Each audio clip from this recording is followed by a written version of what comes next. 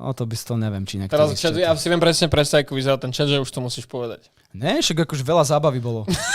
Predstav si 100 ľudí na Airbnb-čku v malom dome prenajatom. Pane Bože. Počkaj, ten dom nebol zase taký malý. No ale... Tam mal normálne bazén, záhradu, 2 poschodia. A na čo spálne, keď sa nespí vlastne 2 dní? No, Bolo to divoké tam, bolo to každopádne. super. Komando tam prišlo. A? Počkaj, fakt? Jasné. Takí ľudia zavolali, že tam je akože rušenie nočného tohto. A zrazu tam vystúpil autobus pandlov. Ale našťastie... Autobus pandlov. Našťastie Brasi ovládá materinskú reč, tak som im tam hneď vysvetlil, že... Diplomat, charizma build. Že sa to nič nedeje a že všetko v pohode.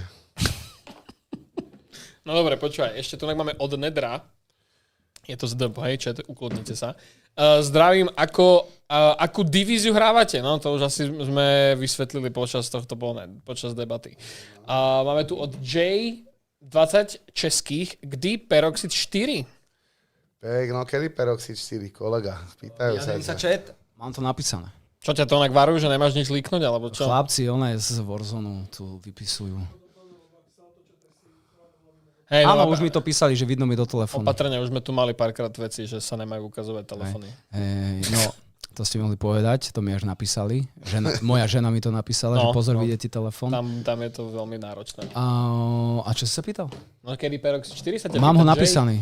Máš ho napísaný? No, písal som ho postupne, ale stále sa niečo deje, to nevieš dokončiť, to nevieš uzatvoriť.